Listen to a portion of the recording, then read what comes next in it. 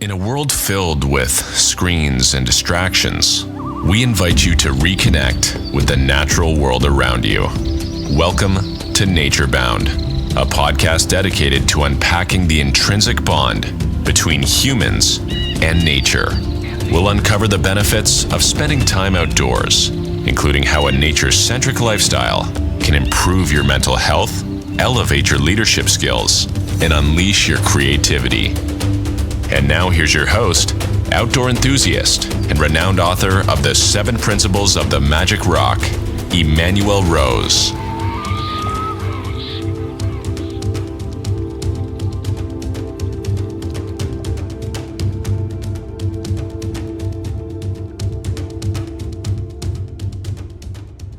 All right, I'm Emanuel Rose. We're here on the Nature Bound podcast, and I caught up with Jake Clark in his natural environment on the Feather River. Jake, it's so good to see you. Thanks for taking some time to talk to me. And we're going to go fishing too, which is even better. Yeah, well, great to see you too, Emanuel. Thanks for having me on the show today. And yes, this is my natural environment. For those that don't know, this is the Middle Fork of the Feather River behind us, and we're at a spot called the Cement Plant. Hoping to drum up a few fish once we're done recording the podcast. And it's an unusual January in that it's probably going to be about 50 degrees today, and there's very little snow on the ground around us. Yeah, it's been quite the interesting winter so far. Started late, and we've been under dome of high pressure for a week and a half or so. The river here has come down tremendously. It's come down about 5 feet overall height-wise, and it's super clear now, surprisingly so. And the days are a little bit warm for January, but every year is a new year, isn't it? Absolutely. Well, tell me a little bit about what happened in 25 that was memorable for you. Let's see, 2025. Most memorable was hooking into a chrome bright, fresh off the tide steelhead up on the north coast. I didn't land it, but it was a great story, and that was a lot of fun. In this area, some of the highlights, we caught some great fish here on the Feather throughout the season. It got a bit low in the summer, as it always does. Came back strong in the fall and had a really great fall season. Caught a number of fish that could be pushing clients' personal bests. So it was really good. Numbers wise, it wasn't super spectacular. We didn't have a lot of days where we caught a lot of fish, but I think the quality of the fish and the quality of the overall experience made up for that. That's cool. Did you have any clients come in from a great distance? This year, not so much. Most of my folks were local. Either, and I say local, California, San Francisco Bay Area, Sacramento. Also had some out of Reno. I did have one gentleman fly in from, was he in Arkansas? Yeah, Arkansas. Him and his son, they came out and we spent a day up on the Truckee River fishing with them. That was probably the furthest that I had folks this year. Yeah, that's a pretty good distance. Yeah. What do you, when you're looking at what's going to happen in 2026, what are you seeing in your crystal ball? If something doesn't give with the weather soon, if we don't get a miracle March, a tremendous February, I think things are going to be early this year. It'll be runoff will be done early. We'll be shutting down on the rivers because I think things are going to warm up a bit fast this year. If those things happen, we don't have much snowpack in the mountains yet. So if we don't get much more snowpack, I think we could have some droughty type conditions this year.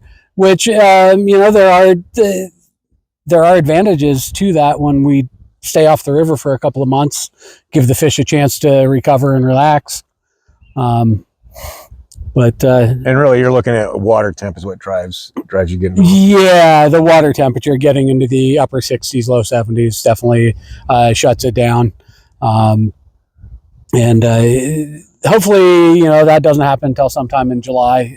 That was about the time frame last year. Yeah. But we'll wait and see. We still have, February and March can be our snowiest months, and we could have 10 feet of snow. Right. And the river could be flooded again. Who knows? Gotta watch. Yeah. And then of all the hatches that happen on the Feather River, what do you enjoy fishing the most? That's a great question. I would have to say, because they happen almost daily, would be the blue wing olives. When they're out and about most afternoons, especially this time of year in the winter, they come out for a couple hours in the afternoon, and the fish really key on them and give us some opportunity to fish dry flies. And they're around throughout the year. And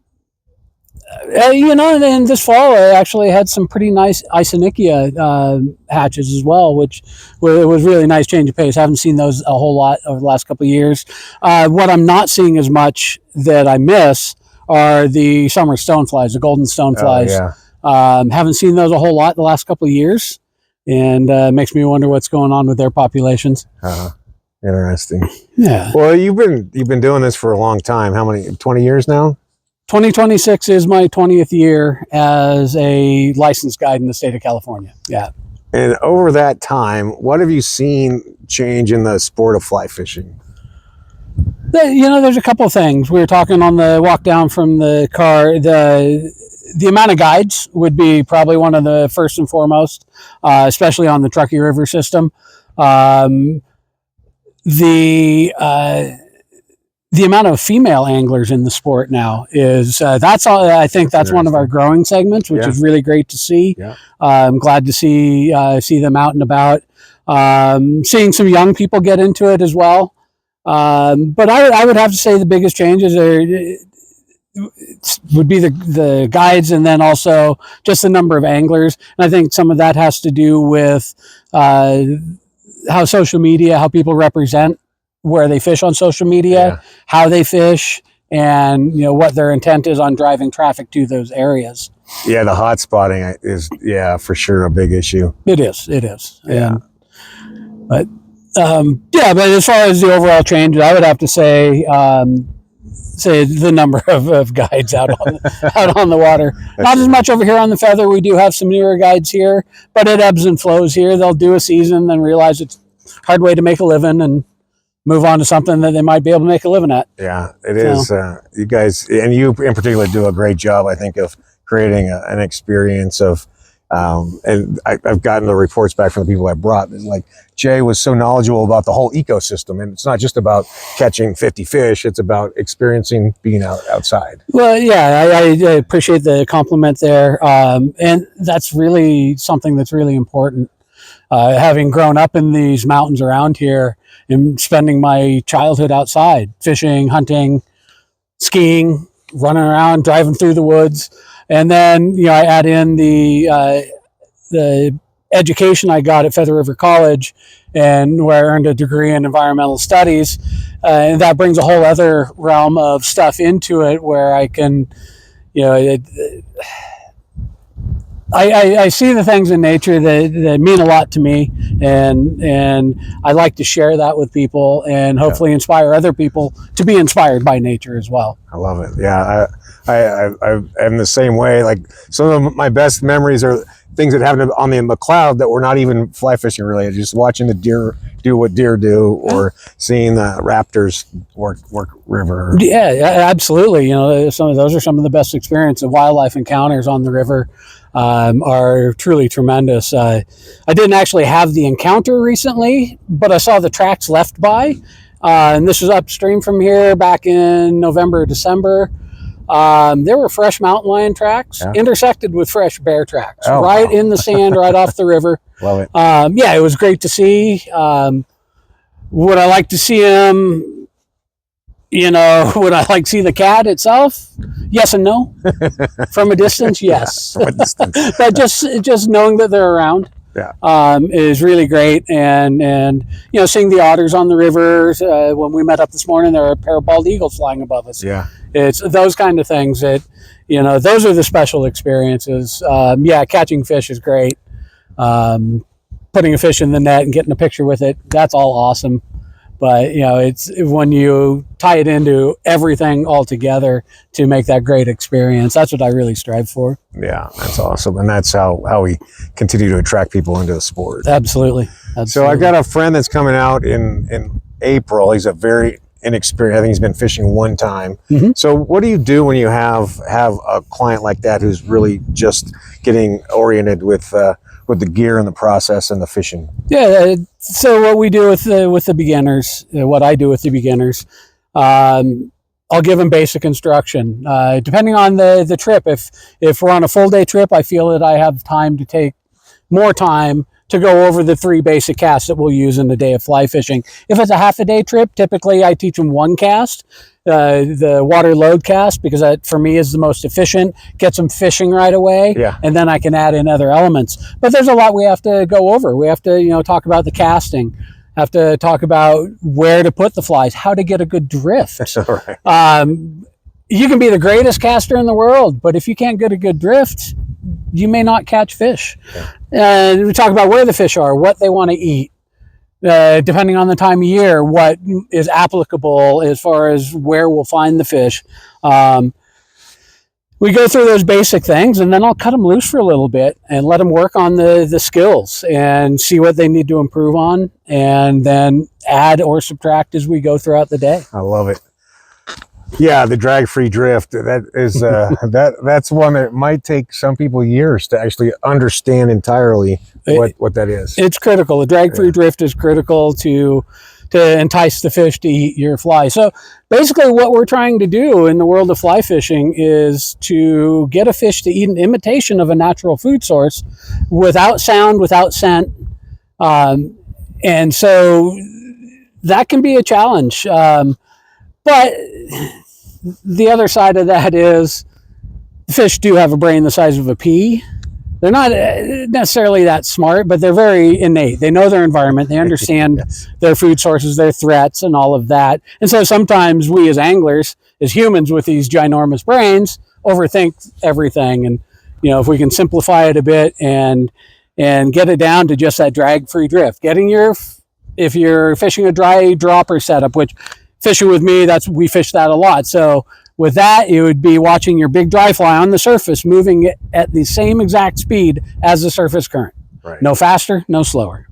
And getting that is critical. Yeah, and there's a lot of moving parts when you're just learning how to be a fly angler. Absolutely. There's a lot going on. But it's one of the things I truly enjoy about being a guide is teaching beginners how to fish. It's one of the most rewarding things I've ever experienced is when it clicks for them. Yeah. And it's like, and they hook a fish and they fight it and they land it. And you can see just the enjoyment in their eyes. And it's just fun being a part of that and then sharing this beautiful bit of nature with people. It is a treat to be on public water in a national forest setting and have access to this, and it's one of the great things about this country. Yeah, agreed. Our public access to our wildlands is tremendous, and it is great. There's a lot of public access up here in the Sierra, both here on the Feather and on the Truckee. A little bit more so here on the Feather, but it's good to have. It's good to be able to get out and utilize our public lands.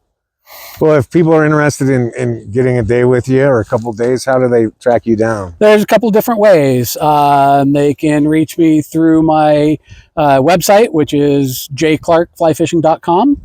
There are multiple ways to contact me through there. They can call or text at my mobile phone, which is 530-414-1655. They can reach out through Facebook. I have a page there, J. Clark Fly Fishing. Those are the 3 ways, or you can Google. Use the Google. Google J. Clark Fly Fishing. All right. So there are multiple ways to find me on the web, and come on out. I love it. Well, I've fished all over the world with all kinds of different fly fishing guides, and you are the top of the heap in my book, Jay, and I appreciate all the time we get to spend together and the conversations we have. Yeah, absolutely. I thank you once again for the kind words. That's really nice of you to say, and I do enjoy getting out with you. I always look forward to having a chance to fish with you, whether I'm working with you in a guide-client relationship or as today, or just fishing, just getting out and seeing what the river has to offer. So it's good. All right. Well, thanks for taking some time here. Absolutely. And if you're listening, take some time to look up Jake Clark and get a fly fishing adventure scheduled. If you're going to do something else, that's cool. Learn how to mountain bike or get backpacking. If you got kids, make sure you're taking them on your outdoor adventures. Get them away from the screens. This is Emanuel Rose, Nature Bound. Thanks for listening to this episode of Nature Bound. Be sure to subscribe wherever you heard this podcast so you never miss a future episode. If you found value in today's episode, please share with someone who needs to hear it. Be sure to purchase your copy of the 7 Principles of the Magic Rock at EmanuelRose.com or on Amazon. We thank you again for joining us today, and remember to get nature bound.